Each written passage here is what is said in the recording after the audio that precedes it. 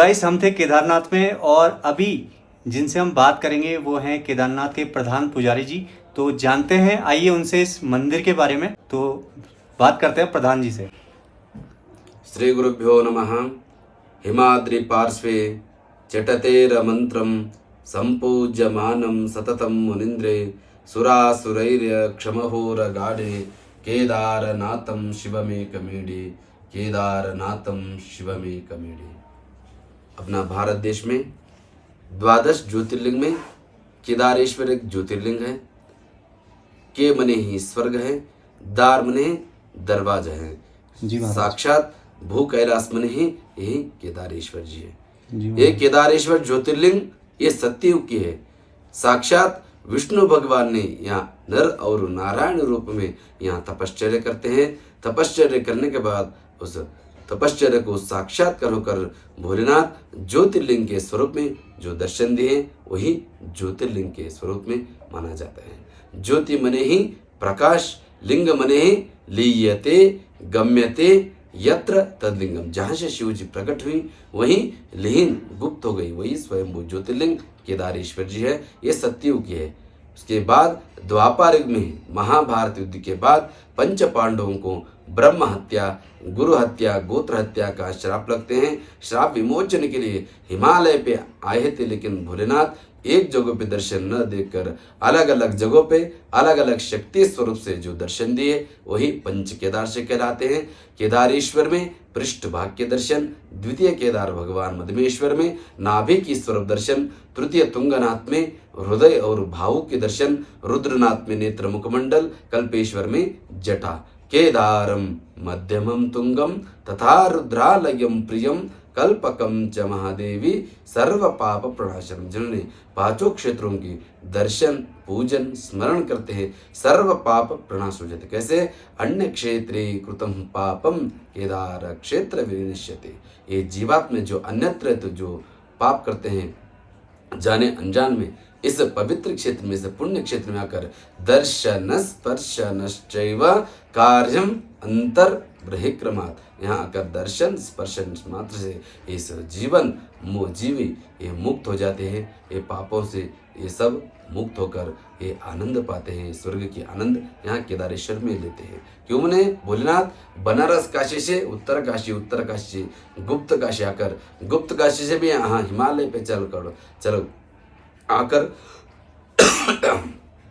पशु के रूप में, सारे पशुओं में भोलेनाथ भी एक पशु के रूप धारण कर घूमने लगते। लेकिन पंच पांडवों को भोलेनाथ कौन है उस पशु में पता चलाना बहुत मुश्किल हो जाते। लेकिन भीम बुद्धिशाली बलशाली थे, उग्र रूप लेकर मेरु सुमेर पर्वत के ऊपर खड़े होकर सारे पशुओं को नीचे से भगा देते। लेकिन देवों की देव महादेव ये सृष्टि करता है, ये अलग रास्ते से जाने लगते हैं। तब पंच पांडवों को पता चल जाते वही स्वयं भोलेनाथ है। पीछे जाकर दर्शन कर लेना बोलकर दर्शन करने जैसे के पीछे है ना जी। अच्छा, जहाँ पर वो पीछे मूर्ति लगी? नहीं, अंदर स्वयं शिवलिंग की। अच्छा। और पकड़ने जाते हैं तब तक भोलेनाथ मुखमंडल जमीन में डाल देते हैं। अग्रभाग पशुपतिनाथ नेपाल, और यहाँ शेष जो भाग बच गए वही पृष्ठ भाग की स्वयं लिंग रूप में बन गए महादेव ने स्वयं। ये इससे वही पृष्ठ भाग यहाँ हो गए, और दूसरा अन्य 4 भागों में जो पंच केदार के स्वरूप में बताए वही पंच केदार से है।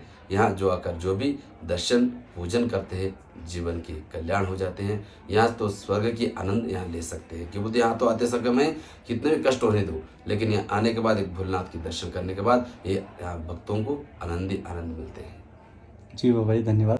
बाबा जी, जैसे बीच में आपने देखा था कि यहाँ पर केदारनाथ की आपदा आई थी, उसके बाद क्या चेंजेस लगे आपको यहाँ पर? कि क्योंकि इसको पूरा दोबारा से उस तरह का करने में बहुत ज़्यादा प्रॉब्लम आई होगी, तो कैसे करा आप लोगों ने? तो हिमालय में प्रॉब्लम तो आते हैं, कुछ भी काम करने के लिए काम तो नहीं रुका है। कब सभी लोग देख रहे हैं, आप भी हाँ, इतना जेसीबी काम कर रहे, इतना टिप्पर जो भी है। और यहाँ पर कंस्ट्रक्शन वगैरह भी हो रहा है गवर्नमेंट की तरफ से ना? बहुत कुछ हो रहा है काम।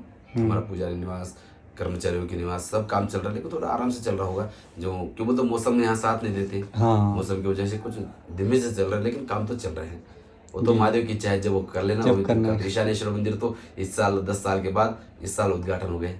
हाँ सर, हाँ। स्वयं महादेव की जो मंदिर है उनके लिए इतना टाइम लग रहा था, हम हमारा तो टाइम लगने। तो आप यहाँ कितने टाइम से हैं? लगभग हम 2003 से तो जब केदारनाथ आपदा आई तो तब आप यहीं पर थे? हम यहाँ नहीं थे, बाद में रावल जी के साथ, हम रावल जी के साथ सेवा कार्य में थे, तब अच्छा। बाद में आए तबाही के बाद। तो बाबा जी आपने देखा होगा यहाँ पे बहुत सारे लोग श्रद्धालु आते हैं, जैसे आप कह रहे थे कि कुछ लोग गलत कार्य भी करते हैं, तो आप बताना चाहेंगे कैसे, क्या नहीं करना चाहिए, क्या करना चाहिए, यहाँ पर क्या मर्यादाओं का पालन करना चाहिए, क्योंकि ये 4 धामों में से एक धाम है केदारनाथ। ये तो पवित्र धाम है जी। सभी धामों में, सभी 12 ज्योतिर्लिंग में ये पवित्र क्षेत्र क्यों बताओ, ये विशेष मान्यता है। यहाँ षड मासे पूज्यतो देवः षड मासे मानव स्थिता, जहाँ स्वयं देवी देवता लोग ही पूजा करते भोलेनाथ के, स्वयं ये विश्व विख्यात की प्रसिद्धि है।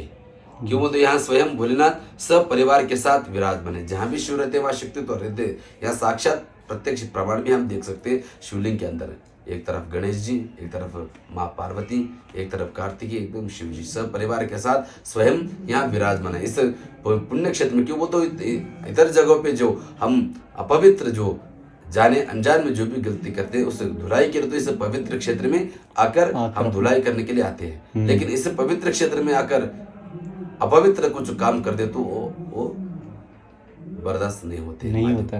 लेकिन वो महादेव तो एक बार आंख खुल गए तो तब क्या होगा क्या नहीं आप सभी को पता है। जी बिल्कुल। इसलिए वो होने से पहले ही हम हमारा संस्कृति, हमारा संस्कार, हमारा परंपरा जो है उसको बचा के रखना चाहिए, ये हम कहते हैं सभी भक्तों को यहाँ। जी बाबा जी, और बहुत बहुत बहुत धन्यवाद हमें यहाँ के इतनी बारे में इतनी अच्छी जानकारी देने के लिए। और मुझे विश्वास है कि जो लोग भी यहाँ पर आएंगे एक बार बाबा जी के दर्शन, यहाँ पे जो प्रधान बाबा जी हैं उनके दर्शन जरूर करेंगे।